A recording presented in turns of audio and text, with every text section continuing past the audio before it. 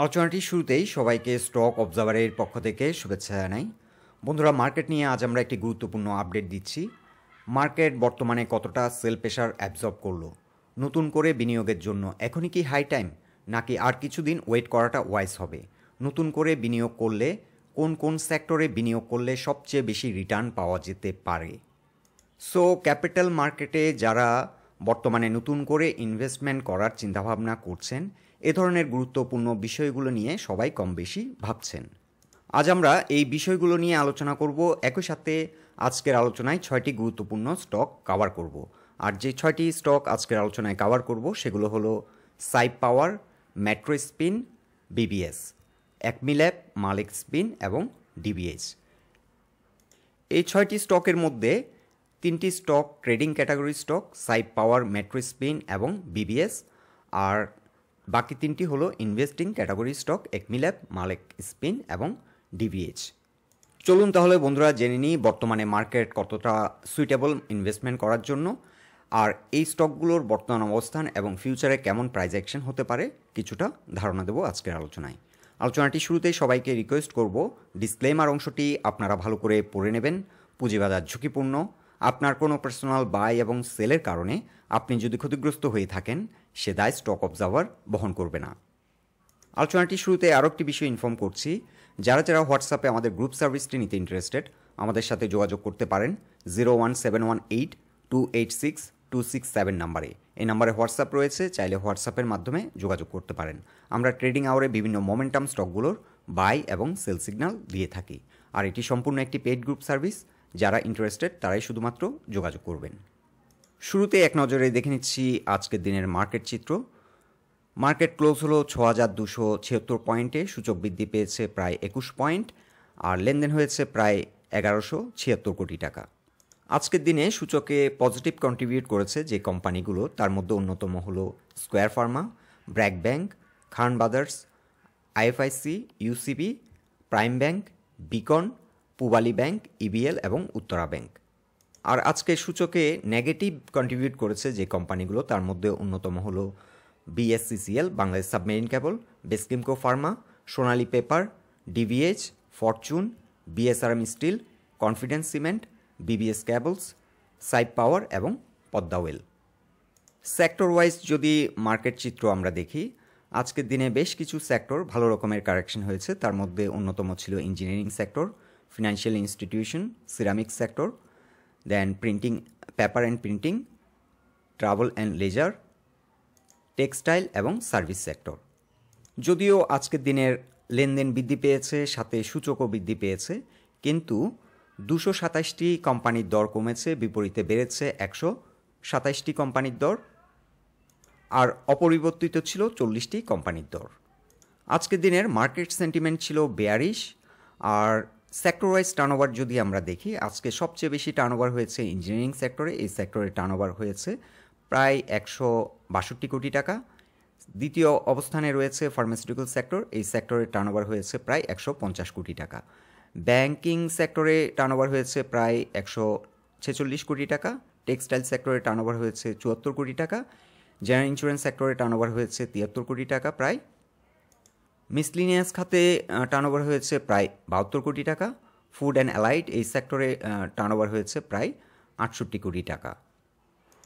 Tannery industries এই সেক্টরে turnover হয়েছে প্রায় 67 কোটি টাকা, এবং লাইফ ইন্স্যুরেন্সে টার্নওভার হয়েছে প্রায় 50 কোটি টাকা। সো এই 8 থেকে 10টি খাতেই কিন্তু সবচেয়ে বেশি টার্নওভার হচ্ছে। সো মানি ফ্লো যেখানে বেশি, সেখানে ইনভেস্ট করলে ভালো রিটার্ন হওয়ার সম্ভাবনা বেশি। আর যে দুটি খাতে সবসময় মানি ফ্লোতে কনসিস্টেন্সি রয়েছে, সেই দুটি খাত হলো ইঞ্জিনিয়ারিং এবং ফার্মাসিউটিক্যাল খাত। সো যারা ইনভেস্টমেন্ট করার চিন্তাভাবনা করছেন, এই দুটি খাত আপনারা প্রায়োরিটাইজ করতে পারেন। এছাড়া ব্যাংকিং খাতের শেয়ারগুলি এখন সুইটেবল পজিশনে রয়েছে। লং টার্ম ইনভেস্টমেন্টের জন্য ব্যাংকিং সেক্টরটি সুইটেবল। এছাড়াও আরও 3টি খাত, general insurance sector, life insurance sector এবং আইটি খাত, বর্তমানে এই 3টি সেক্টর গ্রোয়িং বাংলাদেশে, এবং এই 3টি সেক্টর থেকে সামনের দিনগুলোতে ভালো রিটার্ন আসতে পারে। সো যারা ইনভেস্টমেন্টের কথা চিন্তাভাবনা করছেন, এক্ষেত্রে দুটি বিষয় একটি হচ্ছে ট্রেডিং আর একটি হচ্ছে ইনভেস্টমেন্ট। লং টার্ম ইনভেস্টমেন্টের জন্য সবচেয়ে গুরুত্বপূর্ণ বিষয়টি হচ্ছে কোম্পানিটির আর্নিংয়ের ধারাবাহিকতা, তারা ডিভিডেন্ড কেমন দেয়, কোম্পানিটির বিজনেস মডেল কেমন, তাদের ব্র্যান্ড ভ্যালু কতটা, বিজনেস মডেল, এই বিষয়গুলি অত্যন্ত গুরুত্বপূর্ণ। এছাড়াও কোম্পানিটির ফিউচার গ্রোথ পার্সপেক্টিভ কতটা রয়েছে, রেপুটেশন, এই বিষয়গুলোর উপর গুরুত্ব দিয়ে ইনভেস্টমেন্ট করা যেতে পারে। এছাড়াও আরও একটি সেক্টর খুবই পোটেনশিয়াল, সেটি হচ্ছে মিউচুয়াল ফান্ড।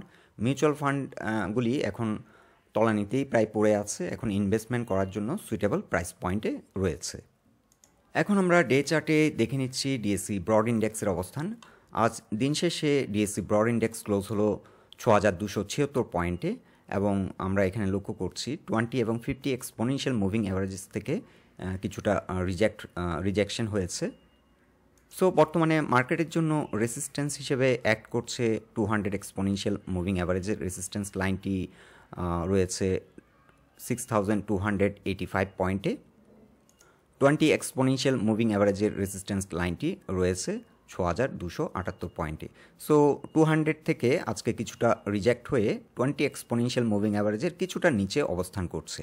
সো এখন গুরুত্বপূর্ণ যে কোশ্চেনটি সেটি হচ্ছে মার্কেট কতটা সেল প্রেশার অ্যাবজর্ব করেছে। আর দ্বিতীয় কোশ্চেনটি হচ্ছে এই মুহূর্তে ইনভেস্টমেন্ট করাটা ওয়াইজ হবে নাকি আর কিছুদিন ওয়েট করা যেতে পারে। প্রথম যে বিষয়টি আমরা আপনাদেরকে তুলে ধরবো সেটি হচ্ছে মার্কেটের যে গুরুত্বপূর্ণ সাপোর্ট পয়েন্টটি বর্তমানে রয়েছে সেটি রয়েছে 6200 থেকে 6180। এই জোনটি ইনভেস্টমেন্ট করার জন্য এখন ভালো একটি জোন, কারণ মার্কেট এই সাপোর্টটিকে বারংবার রেসপেক্ট করছে। সো আমাদের জন্য 6200 থেকে 6180 এই জোনটি হচ্ছে ইনভেস্টমেন্ট করার জন্য সুইটেবল একটি জোন বর্তমান সময়ে।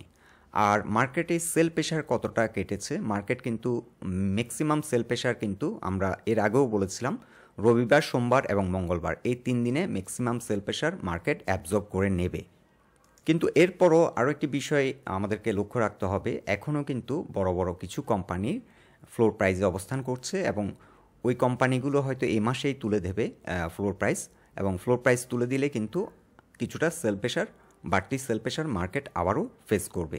আজকের দিনেও কিন্তু 25টি কোম্পানির ফ্লোর প্রাইস উঠিয়ে দেওয়া হলো, এবং যার কারণে মার্কেট আরেকটা সেল প্রেশার নিয়েছে আজকের দিনে, এবং অনেকটা সেল প্রেশার মার্কেট থেকে কিন্তু কেটে গেছে।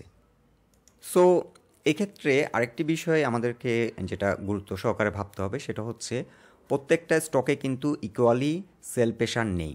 সো যে স্টকগুলোতে সেল প্রেশার কেটে গেছে সেই স্টকগুলো এখন আইডেন্টিফাই করে নতুন করে ইনভেস্ট করা যেতে পারে। সো এখন যেটা করা যেতে পারে, অ্যাট এ টাইম সব টাকা ইনভেস্ট না করে বাদবাকি যে কোম্পানিগুলো এখনও ফ্লোর প্রাইসে অবস্থান করছে সেই কোম্পানিগুলো ফ্লোর উঠিয়ে দিলে তখন বুঝে শুনে এখন গ্র্যাজুয়ালি ইনভেস্টমেন্ট করাটা আমি বলতে চাইছি সুইটেবল হবে। স্লোলি ডলার কস্ট অ্যাভারেজের মাধ্যমে এখন ইনভেস্ট করা যেতে পারে। এখন আমরা উইকলি চার্টে দেখে নেব সাইপ পাওয়ার টেক লিমিটেড এই স্টকটির বর্তমান অবস্থান। সাইপ পাওয়ার টেক আজ দিন শেষে 22 টাকা 80 পয়সায় এসে ক্লোজ হলো। আমরা ফিবোনাচি রিট্রেসমেন্ট চার্ট ড্র করেছি। বর্তমানে এই স্টকটি 61% থেকে 78%-এর যে রিট্রেসমেন্ট সাইকেল তার মাঝামাঝি একটি পজিশনে রয়েছে, এবং বর্তমানে এই স্টকটিতে এন্ট্রি নেওয়ার জন্য সুইটেবল প্রাইস পয়েন্টে রয়েছে। সো এই স্টকটি এন্ট্রি দেওয়ার জন্য একটি ভালো পজিশন বর্তমানে। এখান থেকে গ্র্যাজুয়ালি ডলার কস্ট অ্যাভারেজের মাধ্যমে এই স্টকটি এন্ট্রি নিলে ভালো একটা রিটার্ন আসতে পারে। তবে এই স্টকটি ট্রেডিং ক্যাটাগরির একটি স্টক, যারা ট্রেডিং করতে পছন্দ করেন তাদের জন্য একটি গুড চয়েস হতে পারে। 2020 সাল থেকে এটি একটি লং র্যালি শুরু করে আপ টু 2022 সাল পর্যন্ত র্যালিটি কন্টিনিউ করে, এবং এটি প্রায় 48 টাকা পর্যন্ত প্রাইস অ্যাকশন হয়। এরপরে কিন্তু বড় রকমের পতনের শিকার হয়। সো এই স্টকটি যদি আমরা বর্তমানে এন্ট্রি নিই, ফার্স্ট টার্গেট হতে পারে 29.8 থেকে 30। ফার্স্ট টার্গেট আমরা 30 সেট করব এই স্টকটির ক্ষেত্রে। আর এই স্টকটির জন্য স্ট্রংগেস্ট সাপোর্ট হচ্ছে 19.1। এখন আমরা উইকলি চার্টে দেখে নিচ্ছি মেট্রো স্পিনিং লিমিটেড এই স্টকটির অবস্থান। মেট্রো স্পিনিং আজ দিন শেষে 20 টাকায় ক্লোজ হলো। এই স্টকটির এখন গুরুত্বপূর্ণ একটি সাপোর্ট পয়েন্টে আছে 19 টাকা 40 পয়সা প্রাইস পয়েন্ট লেভেল সাপোর্ট, এবং এর পরের সাপোর্টটি রয়েছে 17.3। এটি হলো ফিবোনাচি রিট্রেসমেন্ট চার্টে 78%-এর রিট্রেসমেন্ট সাইকেল। সো এই স্টকটিও বর্তমানে এন্ট্রি নেওয়ার জন্য সুইটেবল অবস্থানে আছে, এবং আজকের দিনে কিন্তু আমরা লক্ষ্য করছি 19 টাকায় যে প্রাইস পয়েন্ট লেভেলে যে সাপোর্টটি রয়েছে সেই সাপোর্টটিকে রেসপেক্ট করছে।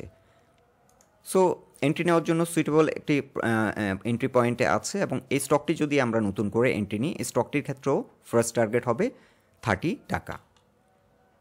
মেট্রো স্পিনিং লিমিটেড, এই স্টকটি কিন্তু একটা লং র্যালি করেছিল, আমরা লক্ষ্য করছি প্রায় 54 টাকা পর্যন্ত প্রাইস অ্যাকশন করে, এবং এরপর কিন্তু বড় রকমের পতনের শিকার হয়, এবং বর্তমানে সুইটেবল পজিশনে আছে এন্ট্রি নেওয়ার জন্য। এখন উইকলি চার্টে দেখে নিচ্ছি বাংলাদেশ বিল্ডিং সিস্টেম লিমিটেড, এই স্টকটির অবস্থান। এই স্টকটি আজ দিন শেষে 18 টাকা 10 পয়সা এসে ক্লোজ হলো, আর ফিবোনাচি রিট্রেসমেন্ট চার্টে স্টকটি 78%-এরও কিছুটা নিচে নেমে গেছে। সো যেহেতু এটি ট্রেডিং ক্যাটাগরি স্টক, আমরা সাজেস্ট করব এই স্টকটি 19 টাকার উপর যদি স্ট্রং হয় তাহলে নতুন করে এন্ট্রি নেওয়াটা ওয়াইজ হবে।